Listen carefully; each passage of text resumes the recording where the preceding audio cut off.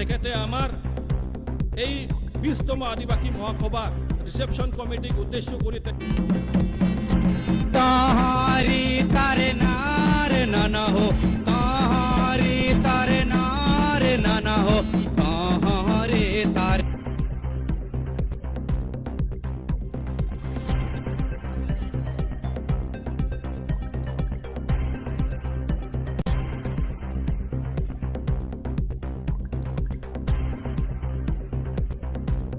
পুনহিৰি গতবুনা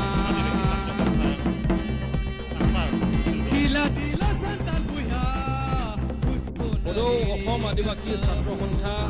আচাৰ উদ্যোগত তথা কোকৰাঝাৰ চিৰাং আৰু ধুবুৰী জিলা সমিতি আৰু স্থানীয় ৰাইজৰ সহযোগত যি আজি 20তম আদিবাসী মহাসভা 2025 এই তিনিদিনীয়া কাৰ্যসূচী আজি যি মুকলি সভা এই মুকলি সভাখন চলাই লৈ যোৱা সভাপতিত্ব কৰা আমাৰ সদৌ অসম আদিবাসী ছাত্ৰ সন্থাৰ কেন্দ্ৰীয় সভাপতি মাননীয় গডউইন হেমব্ৰম ডাঙৰীয়া ইয়াত উপস্থিত আমাৰ গোসাইগাঁও বিধানসভা সমষ্টিৰ সন্মানীয় বিধায়ক শ্ৰীযুত জিৰণ বসুমতাৰী ডাঙৰীয়া আমাৰ মাজত উপস্থিত আদিবাসী ৱেলফেয়াৰ এণ্ড ডেভেলপমেণ্ট কাউন্সিলৰ সন্মানীয় ইএম মাননীয় সুসেনচিকা ডাঙৰীয়া মাননীয় সিনেশ হেমব্ৰম ডাঙৰীয়া মাননীয় বিলিয়াম জুডু ডাঙৰীয়া প্ৰমুখ্যে ইয়াত উপস্থিত হোৱা আমাৰ সকলো বিশেষকৈ আমাৰ আচাৰ সকলো ফাউণ্ডাৰ্ছসকল তাৰ ভিতৰত আমাৰ ফাউণ্ডাৰ জেনেৰেল ছেক্ৰেটাৰী মাননীয় জোসেফ মিন্স ডাঙৰীয়া আৰু আমাৰ সকলো প্ৰাক্তন আশা নেতৃবৰ্গসকল আমাৰ মাজত উপস্থিত হোৱা আমাৰ আশা কেন্দ্ৰীয় সমিতি জিলা সমিতি আঞ্চলিক কমিটি ইউনিট কমিটিৰ পৰা অহা সকলো আমাৰ বিষয়ববীয়াসকল নেতৃবৰ্গসকল সদস্যসকল আমাৰ এই মঞ্চত উপবিষ্ট আমাৰ সকলো আমন্ত্ৰিত অতিথিসকল বিভিন্ন দল সংগঠনৰ আমাৰ জাতীয় দল সংগঠনৰ নেতৃবৰ্গসকল সকলোকে মোৰ তৰফৰ পৰা তথা আমাৰ ৰিসেপশন কমিটিৰ হৈ সকলোকে মোৰ তৰফৰ পৰা জোহাৰ সকলোকে জোহাৰ আজি নথৈ গৌৰৱ অনুভৱ কৰিছোঁ যে 2001 চনত আমাৰ নেতৃবৰ্গসকলে যি এটা সপোন চাইছিল যি এটা প্ৰয়াস চলাইছিল আমাৰ গোসাইগাঁৱত আদিবাসী মহাসভা পাতিবলৈ কিন্তু দুষ্কৃতিকাৰীৰ যিটো ষড়যন্ত্ৰ আৰু দুষ্কৃতিকাৰীৰ যি আমাৰ লিডাৰৰ ওপৰত বৰ্বৰতা আৰু সেইটোৰ কাৰণে যিটো মহাসভাখন সম্ভৱ নহ'ল কিন্তু আজি দীৰ্ঘ 24 বছৰ মূৰত আমি যে এই মহাসভাখন আকৌ গোসাইগাঁৱত পাতিব পাৰিছোঁ মই নথৈ সুখী যে তেখেতসকলৰ যিটো আশা আকাংক্ষা আছিল তেখেতসকলৰ যিটো ভিজন আছিল দৰ্শন আছিল সেইখন ভিজন বা দৰ্শনটো আজি বাস্তৱ ৰূপটো চাই সঁচাকৈ মই গৌৰৱ অনুভৱ কৰিছোঁ আৰু আমাৰ বৰ্তমানৰ নেতৃবৰ্গসকলক এডভাইজাৰসকলক আৰু বিশেষকৈ যিসকলে সহায় সহযোগিতা আগবঢ়াইছে সকলোকে মোৰ তৰফৰ পৰা হৃদয়ৰ পৰা অভিনন্দন আৰু ধন্যবাদ জ্ঞাপন কৰিব খুজিছোঁ সৰ্বপ্ৰথমে আমাৰ যিসকল শ্বহীদ হৈ গৈছে আমাৰ এইখন সংগঠন যিবিলাকে জন্ম দিছে প্ৰদান কৰিছে তেখেতসকলক মই হৃদয়ৰ পৰা অন্তৰৰ পৰা প্ৰণাম কৰিব খুজিছোঁ কাৰণ তেখেতসকলে সঁচাকৈ যি টাইমত নেতৃত্ব দিছিল সেইটো আছিল আমাৰ আদিবাসী জনগোষ্ঠীৰ কাৰণে এটা ক্ৰাইচিছ পিৰিয়ড সেই সময়টো আছিল যি সময়টোত সঁচাকৈ আমি বৰ দুৰ্ভগীয়া অৱস্থাত আছিলোঁ সেই সময়টোক এই জাতি জনগোষ্ঠীটোক কোনে কোন দিশত লৈ যাব সেইটোৰ এটা অভাৱ সময় আছিল আৰু সেই সময়ত যদি ভাল নেতৃবৰ্গ ওলাই নাহিলহেঁতেন সেই সময়ত যদি আমাৰ আশাখন ওলাই নাহিলহেঁতেন তেনেহ'লে আমাৰ জাতিটোৰ জনগোষ্ঠীটোৰ কি অৱস্থা হ'লহেঁতেন সেইটো আমি সঁচাকৈ কল্পনা কৰিব নোৱাৰোঁ কাৰণ যি সময়ত আশাৰ জন্ম হৈছে সেইটোৱে এটা সঠিক সময় আছিল যি সময়ত এই জনগোষ্ঠীটোক প্ৰটেকশ্যন দিয়াৰ কাৰণে ৰক্ষণাবেক্ষণ দিয়াৰ কাৰণে এই জাতি জনগোষ্ঠীটোক নিজৰ প্ৰাপ্য আৰু অধিকাৰটো পোৱাৰ কাৰণে আৰু এই জাতিটোক জনগোষ্ঠীটোক এটা ৰাইট ডিৰেকশ্যন ৰাইট এটা দিশত লৈ আগবাঢ়ি লৈ যাবলৈ এটা যি অৰিহণা বা কণ্ট্ৰিবিউশ্যন দিছে আশা হিচাপে সঁচাকৈ সেইটো আমি শলাগ দিব লাগিব তেখেতসকলক হৃদয়ৰ পৰা অন্তৰৰ পৰা আমি ধন্যবাদ জ্ঞাপন কৰিব লাগিব আৰু ফলস্বৰূপ আমি বৰ্তমান সেইকাৰণে চাবলৈ পালোঁ যে অসমত যি এটা আমাৰ পৰিচয়ৰ এটা অভাৱ হৈ আছিল, আমাৰ আইডেণ্টিটি ক্ৰাইচিছ হৈছিল, ইয়াৰ আদিবাসী হিচাপত আমাক হয়তো কোনেও গণ্য কৰা নাছিল বা আমাক একচেপ্ট কৰা নাছিল। কিন্তু আচাৰ জন্ম হোৱাৰ পিছত যি গণতান্ত্ৰিক প্ৰক্ৰিয়াত যি আন্দোলন চলিল, যি মুভমেণ্ট চলিল, যি কাৰ্যসূচীবিলাক লোৱা হ'ল, কাৰ্যপন্থাবিলাক লোৱা হ'ল আৰু যি ৰণকৌশল একচেপ্ট কৰি সেইবিলাক ইমপ্লিমেণ্ট কৰা হ'ল, আজিৰ তাৰিখত আমি গৌৰৱ অনুভৱ কৰোঁ যে অসমত এই ৰাজ্যখনত আমি সকলোৱে আদিবাসী হিচাপত এতিয়া এটা সুকীয়া পৰিচয় পাবলৈ সক্ষম হৈছোঁ। আৰু সেইকাৰণে সকলোকে অনুৰোধ জনাম যে জোৰকে আমি আচাৰ নামত হাত চাপৰি মাৰিম। সকলোৱে আমি আচাৰ নেতৃবৰ্গসকলক আমি ধন্যবাদ জ্ঞাপন কৰিম, আমাৰ ফাউণ্ডাৰসকলক ধন্যবাদ জ্ঞাপন কৰিম যে তেখেতসকলৰ সেই নেতৃত্ব দিয়াৰ যিটো ফল আমি বৰ্তমান চাবলৈ পাইছোঁ। আগত আমি চাইছিলোঁ যে অকল টি ট্ৰাইবছ ৱেলফেয়াৰ ডিপাৰ্টমেণ্ট আছিল, কিন্তু তাতে আদিবাসীৰ নামখন এতিয়া আহি গ'ল আৰু সেইকাৰণে সুকীয়াকৈ যে আমাৰ আদিবাসীৰ নামখন অসম চৰকাৰে যে একচেপ্ট কৰিলে, সেইটো আমাৰ কাৰণে বৰ ডাঙৰ গৌৰৱৰ কথা, ডাঙৰ এচিভমেণ্ট, আমাৰ কাৰণে এটা ইতিহাস ৰৈ থাকিল। আৰু বিশেষকৈ আমি সকলোৱে জানো যে আমাৰ পাছৰখন যি সশস্ত্ৰ সংগঠন আছিল, যি চিজফায়াৰ গোট আছিল, তেখেতসকলৰ যিটো আদিবাসী শান্তি চুক্তি হৈ গ'ল অসম চৰকাৰৰ লগত তথা আমাৰ কেন্দ্ৰীয় চৰকাৰৰ লগত, আৰু তাৰ জৰিয়তে আমি যে আদিবাসী ৱেলফেয়াৰ এণ্ড ডেভেলপমেণ্ট কাউন্সিল পাবলৈ সক্ষম হৈছোঁ, তাত আমি কোনেও এই কথাটো নুই কৰিব নোৱাৰোঁ বা না বুলি ক'ব নোৱাৰোঁ যে ইয়াত বহুত ডাঙৰ অৰিহণা, বহুত ডাঙৰ কণ্ট্ৰিবিউশ্যন আমাৰ সদৌ অসম আদিবাসী ছাত্ৰ সন্থাৰ আছে। আৰু সেইকাৰণে আমি আশাক আমাৰ হৃদয়ৰ পৰা তেখেতসকলক আমি ধন্যবাদ জ্ঞাপন কৰিব লাগিব। আজি মই নথৈ আনন্দিত আৰু গৌৰৱ অনুভৱ কৰিছোঁ যে এই অঞ্চলত, যি অঞ্চলত হত্যা হিংসা চলিছিল, যি অঞ্চলত বৰ্বৰতা চলিছিল, যি অঞ্চলত দাদাগিৰি চলিছিল, যি অঞ্চলত বিভিন্ন জাতি জনগোষ্ঠীৰ মাজত এটা সংঘৰ্ষমৰ পৰিৱেশ হৈছিল, এই অঞ্চলটো আজি যে সলনি হৈ গ'ল, আজি যে এটা পৰিৱৰ্তন আহি গ'ল আৰু এই অঞ্চলটোত শান্তি যে বিৰাজ কৰিছে, এই অঞ্চলত শান্তি আৰু সমন্বয়ৰ পৰিৱেশ পাবলৈ যে সক্ষম হৈছোঁ, মই নথৈ গৌৰৱ অনুভৱ কৰিছোঁ যে সেই চৰকাৰৰ এটা অংশীদাৰ মই নিজেও হয়, সেই চৰকাৰত মই এটা প্ৰতিনিধি হিচাপে আদিবাসী জনগোষ্ঠীক এটা প্ৰতিনিধিত্ব কৰিবলৈ যি সুযোগ পাইছোঁ, সেইকাৰণে এই মঞ্চৰ পৰাই বিশেষকৈ আমাৰ বিটিআৰ চৰকাৰ, প্ৰমোদ বড়ো ডাঙৰীয়াৰ নেতৃত্বৰ যি চৰকাৰ আছে, সেইখনক ধন্যবাদ জ্ঞাপন কৰিব খুজিছোঁ। কাৰণ সেইকাৰণে আজি এই পৰিৱেশ পাবলৈ আমি সক্ষম হৈছোঁ যে আজিৰ তাৰিখত কোনো জাতিগত ইয়াত দাংগা নাই, সংঘৰ্ষ নাই, ইয়াত কোনো বম ফুটা নাই, ইয়াত কোনো গুলি ফুটা নাই। আৰু সেইকাৰণে আজিও আমি সাহস কৰিছোঁ, কাৰণ আমাক এই চৰকাৰে এটা পৰিৱেশ দিছে যে আপোনালোকে সকলোৰে অধিকাৰ আছে নিজৰ প্ৰগ্ৰামবিলাক, নিজৰ অনুষ্ঠানবিলাক পাতিবলৈ, আৰু ইয়াত বিনা ভয়ত, আগত যিটো এটা ভয়ৰ পৰিৱেশ আছিল, আজিৰ তাৰিখত বিনা ভয়ত আমি সকলো গোটেই অসমৰ পৰা ইয়াত আমাৰ প্ৰতিনিধিসকল, ডেলিগেটসকল আহিব পাৰিছে। আৰু ইয়াত ধুনীয়াকৈ 3 দিনীয়া কাৰ্যসূচী যিটো আৰম্ভ হৈছিল, আজি আৰু অন্তদিন ধুনীয়াকৈ আমি পালন কৰিব পাৰিছোঁ। আৰু সেইকাৰণে মই সঁচাকৈ সুখী আৰু আনন্দিত যে এই পৰিৱেশটো পাই আমাৰ যি সপোন আছিল লিডাৰ্ছবিলাকৰ, সেই সপোনটোক বাস্তৱ ৰূপ দিবলৈ পাই আজি নথৈ আনন্দিত আৰু সুখী হৈছোঁ। আৰু নিশ্চিতভাৱে মই আশাবাদী যে এই পৰিৱেশটো ধৰি ৰাখিবলৈ চৰকাৰৰ যদি অৰিহণা থাকে, চৰকাৰৰ যদি সৎ ইচ্ছা থাকে,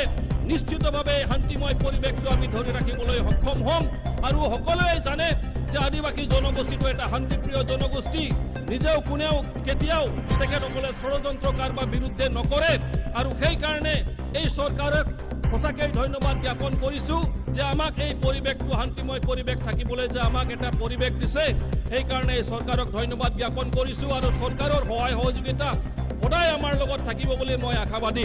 মই বিশেষকৈ ক'ব খোজোঁ যে আমাৰ আদিবাসী জাতি জনগোষ্ঠীৰ উত্থানৰ কাৰণে যি কাম কাজ এতিয়া আগবাঢ়ি আছে, যিখিনি আমি চৰকাৰৰ পৰা বিভিন্ন সা সুবিধাবিলাক পাই আছোঁ, যিখিনি কাম কাজ আগবাঢ়ি আছে, নিশ্চিতৰূপে সদৌ অসম আদিবাসী ছাত্ৰ সন্থাৰ ডাঙৰ এটা ৰোল, ডাঙৰ এটা কণ্ট্ৰিবিউশ্যন আছে। আৰু সেইকাৰণে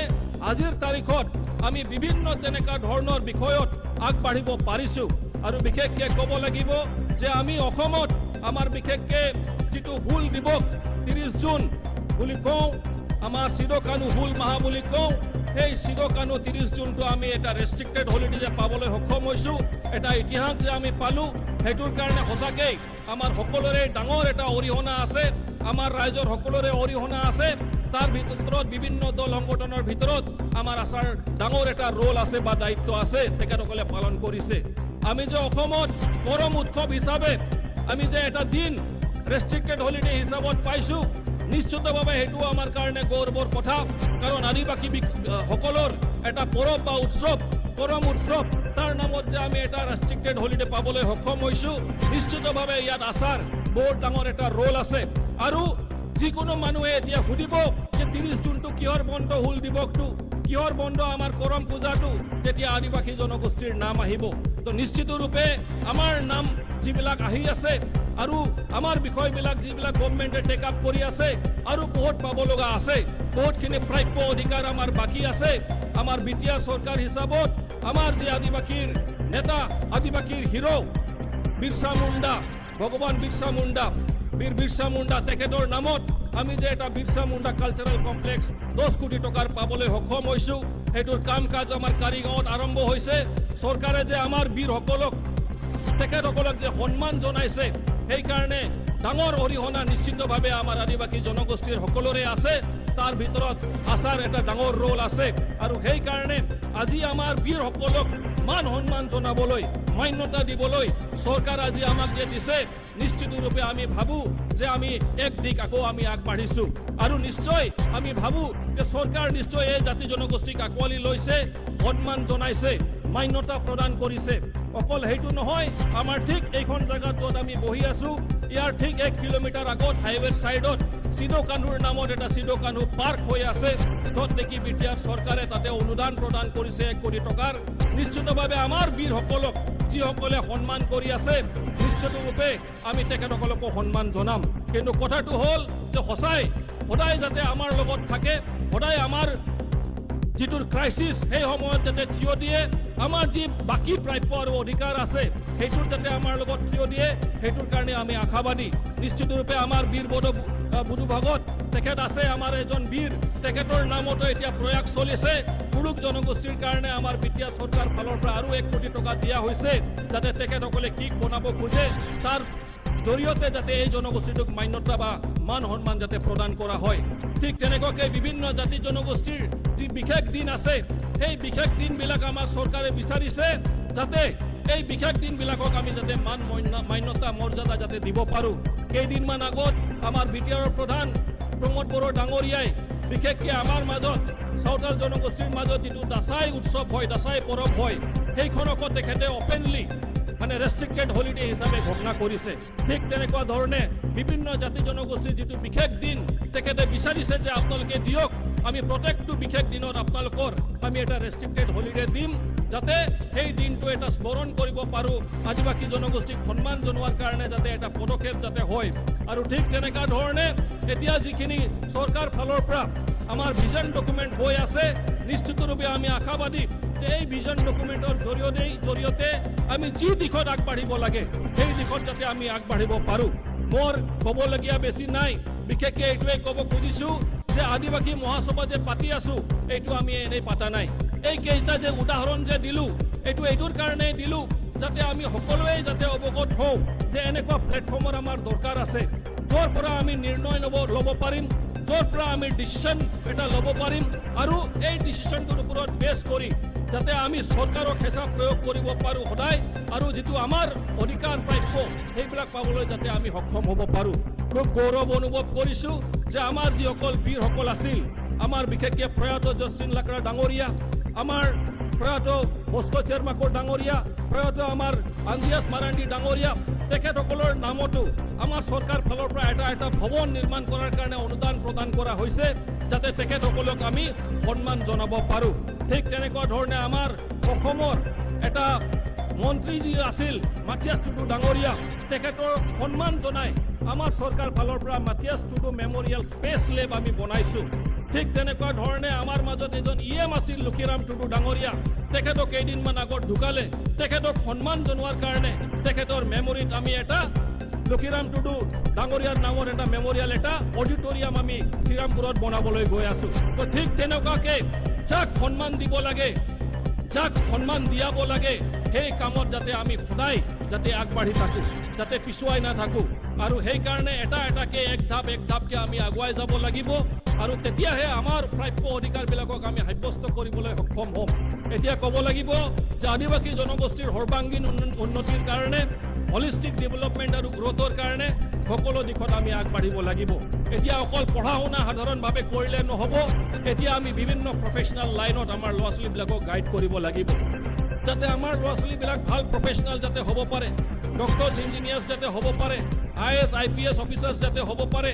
আমাৰ ACS APS অফিচাৰ্ছ যাতে হ'ব পাৰে, চাইণ্টিষ্ট যাতে হ'ব পাৰে, এষ্ট্ৰনটছ যাতে হ'ব পাৰে। আৰু সেইকাৰণে অকল আমাৰবিলাকে আৰ্টছ ষ্ট্ৰীমত হয়তো বেছি পঢ়া শুনা কৰে, ছায়েন্স ষ্ট্ৰীমত পঢ়াবলৈ আমি আমাৰ ল'ৰা ছোৱালীবিলাকক আমি অকণমান উৎসাহ যোগাব লাগিব। কমাৰ্চ ষ্ট্ৰীমত পঢ়িবলৈ আমাৰ ল'ৰা ছোৱালীবিলাকক আগবঢ়াব লাগিব। BBA MBA BCA MCA এইবিলাক পঢ়িবলৈ আমাৰ ল'ৰা ছোৱালীবিলাকক আগবঢ়াই লৈ যাব লাগিব। আমাৰবিলাককো চাৰ্টাৰ্ড একাউণ্টেণ্ট হ'ব লাগিব, আমাৰবিলাকো বিভিন্ন ধৰণৰ তেনেকুৱা ভাল পদত যাব লাগিব। আৰু সেই মৰ্মে আমি আগবাঢ়ি গ'লে, বিশেষকৈ এতিয়া ছায়েন্স আৰু টেকন'লজিৰ যুগ হয়, ছায়েন্স আৰু টেকন'লজিটো যাতে আমি পিছুৱাই নাথাকোঁ। কেইদিনমান আগত আমি এটা টিম বিটিআৰ চৰকাৰ হৈ 10জনীয়া টিম আমি ISRO' Indian space research organisation, যিটোৰ মানে স্পেচ এপ্লিকেশ্যন চেণ্টাৰ আছে আহমেদাবাদ গুজৰাট, তাতে 10জনীয়া টিম লৈ গৈছিলোঁ। কি ধৰণে ইয়াৰ পৰা ৰকেট ওপৰত যায়, আমাৰ চন্দ্ৰগ্ৰহত যায়, মংগল গ্ৰহত যায়, ছেটেলাইট কেনেকুৱা পঠোৱা হয়, গোটেইখিনি বিষয় তাতে আমি চাবলৈ পালোঁ, শিকিবলৈ পালোঁ, জানিবলৈ পালোঁ। তাৰ ভিতৰত আমাৰ এজন আদিবাসী ছাত্ৰী, এজন চাওতাল ছাত্ৰী আমাৰ গুদালগুৰি হাইস্কুলৰ পৰা ক্লাছ 9ত পঢ়ে, মনীষা বাস্কে, তাইও তাতে চান্স পাইছিল। আৰু সেইকাৰণে আমি ছায়েন্স এণ্ড টেকন'লজিত আগবাঢ়িব লাগিব। অকল এজন গ'লে নহ'ব, বহুতজন তেনেকুৱা যাব লাগিব, এক্সপ'জাৰ পাব লাগিব, সকলো দিশত যাতে আমি আগবাঢ়ি থাকোঁ। কাৰণ বৰ্তমানৰ যিটো যুগ, সেই যুগত এতিয়া এলন মাস্কৰ নাম চাগে সকলোৱে শুনিছোঁ। তেখেতে এতিয়া 2 কোটি টকা যদি আপুনি দিয়ে, আপোনাক মংগল গ্ৰহত লৈ যাব। আৰু এতিয়া মংগল গ্ৰহত অলৰেডি জেগা বনোৱা হৈ আছে, য'ত নেকি তেখেতসকলে মানুহ ইয়াৰ পৰা কেনেকুৱা শ্বিফ্ট কৰিব পাৰিম, তাতেও ৰাখিব পাৰিম, সেই এটা প্ৰয়াস চলি আছে। তো ইমান দূৰ আগুৱাই গ'ল যে মংগল গ্ৰহত মানুহ যাবলৈ আৰম্ভ কৰিলে, আপ ডাউন কৰিবলৈ আৰম্ভ কৰিলে, তাতে থকাৰ ব্যৱস্থা কৰি আছে। আমি কিয় পিছুৱাই থাকিম? আমাৰ বৰ্তমানৰ যিটো যুগ, বৰ্তমানৰ যিটো এৰা, বৰ্তমানৰ যিটো টাইম, সেইটো হৈছে কি যে আমি এই ক্ষেত্ৰত আগবাঢ়িব লাগিব। কাৰণ আগৰ যুগ গ'ল, যি যুগত মানে আপোনাৰ যদি শক্তি আছে, আপোনাৰ যদি গাত শক্তি আছে, ষ্ট্ৰেংথ আছে, আপুনি কাক বা লৰায়ৰ ডিফিট কৰি হেৰুৱাই আপুনি তাতে ৰাজত্ব কৰিব, সেইটো যুগ এটা আছিল, সেইটো পাৰ হৈ গ'ল। এটা যুগ আছিল যে ঢাল তৰোৱাল দি লৰাই কৰিছিল, ৰজাবিলাক আছিলে, চিপাহীবিলাক আছিলে, যিয়ে জিকে সিয়ে সেইটো জাগাত ৰাজত্ব কৰে। আৰু এটা যুগ আহি গ'ল যে বহুতজনে নিজৰ হাতত গুলি, কামান, বাৰুদ, বম, অস্ত্ৰ নিজৰ হাতত তুলি ধৰিছিল, কিন্তু সেই যুগটোও উকলি গ'ল। এতিয়া বৰ্তমান যুগ হ'ল যি পঢ়া শুনাত আগুৱাব পাৰিব, বৰ্তমানৰ যুগ হ'ল যি নিজৰ ব্ৰেইনটো শ্বাৰ্প কৰিব পাৰিব, যি মানে বিভিন্ন দিশত তেখেতসকলে যে ডাঙৰ পজিশ্যনত বহিব, ডাঙৰ অফিচাৰ হ'ব, নিজৰ যাৰ প্ৰতিনিধি থাকিব, MCLA EM MLA মন্ত্ৰী থাকিব, MP থাকিব, য'ৰ পৰা এটা ডিচিশ্যন ল'ব পাৰিব, যাৰ IAS IPS অফিচাৰ ডাঙৰ ডাঙৰ থাকিব, তেখেতসকলে বৰ্তমান যুগত জিকিব পাৰিব। তো এতিয়া বৰ্তমান যুগত যদি আমি জিকিব খোজোঁ, তেনেহ'লে এই ক্ষেত্ৰত আমি আগবাঢ়িব লাগিব। সেই বুলি মই কোৱা নাই যে যিবিলাকে খেতি কৰি আছে তেখেতসকলৰ একো নহ'ব, হ'ব নিশ্চিত ৰূপে। যি খেত আছে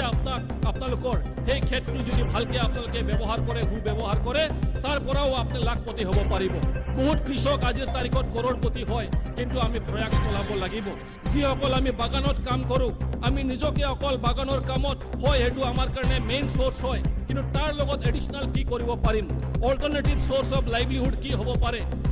আমাৰ জীৱিকাৰ কাৰণে বেলেগ উপায় কি হ'ব পাৰে, সেইটো আমি ৰাস্তা উলিয়াব লাগিব। যিটো সৰু জেগা আছে, তাত কিবা গাহৰি পালন কৰিব পাৰিম নেকি, যোৱাৰ জৰিয়তে আমাৰ আৰ্থিক অৱস্থাটো ভাল হ'ব, আৰু সেইটোৰ পৰা আমি ছাপৰ্ট পাই নিজৰ ল'ৰা ছোৱালীবিলাকক যাতে ভাল মানুহ, ডাঙৰ মানুহ বনাব পাৰোঁ, তেনেকুৱা আমি ৰাস্তা উলিয়াব লাগিব। তো যিয়ে নহওক, মই আৰু দীঘলীয়া ক'ব খোজা নাই। আজিৰ তাৰিখত বিশেষকৈ মই সৰ্বশেষত এইটোৱে ক'ব খুজিছোঁ যে আমাৰ আজিৰ চিফ গেষ্ট যি আছিল আমাৰ ভাৰত চৰকাৰৰ যিটো আমাৰ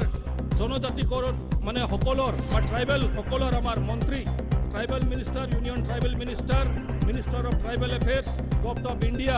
জুৱেল ওৰাম, যি তেখেত আমাৰ আজিৰ এই প্ৰগ্ৰামৰ চিফ গেষ্ট আছিল। তেখেতে কনচেণ্টো দিছিল আহিম বুলি। আজি তেখেতৰ ইয়াত অহাৰ কথা আছিল, কিন্তু দুৰ্ভাগ্যজনক ক্ৰমে আজিৰ তাৰিখতেই আমাৰ তেখেতৰ যিটো হোম টাউন, সেই হোম টাউনত নিজৰ জাগাত আমাৰ ভাৰতৰ প্ৰধানমন্ত্ৰী আৰু জে.পি. নাড্ডাজী তাতে গৈ আছে, আৰু সেইকাৰণে তেখেতে দুখ প্ৰকাশ কৰিছে আৰু এটা বাৰ্তা, এটা কাগজ তেখেতে প্ৰেৰণ কৰিছে, এটা লেটাৰ তেখেতে প্ৰেৰণ কৰিছে, আৰু এই লেটাৰটো আপোনালোকৰ সন্মুখত তেখেতে গাই দিবলৈ দিছে। আৰু যি বাৰ্তা তেখেতে প্ৰেৰণ কৰিছে, সেই বাৰ্তাটোৱে মই আপোনালোকৰ মাজত মই গাই দিব খুজিছোঁ। আৰু এই মেছেজটো হৈছে আমাৰ সন্মানীয় minister of tribal affairs Jual ওৰামৰ পৰা। তেখেতে মেছেজ হিচাপত ইয়াত যিটো লিখিছে মই গাই শুনাই দিব খুজিছোঁ। ইয়াত লিখিছে তেখেতে, dear members of the reception committee 20th Adivasi Mahasabha 2025, I extend my best wishes for the successful conduct of the Adivasi Mahasabha in Kokrajhar, BTR, Assam. I commend the efforts of the All Adivasi Students Association of Assam, ASA, in bringing together the Adivasi community for this important gathering. While I had gladly accepted the invitation to attend as chief guest, an unforeseen commitment in my hometown compelled me to cancel my visit. I look forward to joining you at a future occasion. The issues raised regarding healthcare, education, and basic amenities are well noted. The government remains committed to addressing these concerns with seriousness and sincerity. I acknowledge the visible progress in the Bodoland Territorial Region and appreciate the efforts of all stakeholders under the leadership of Sri Pramod Boro.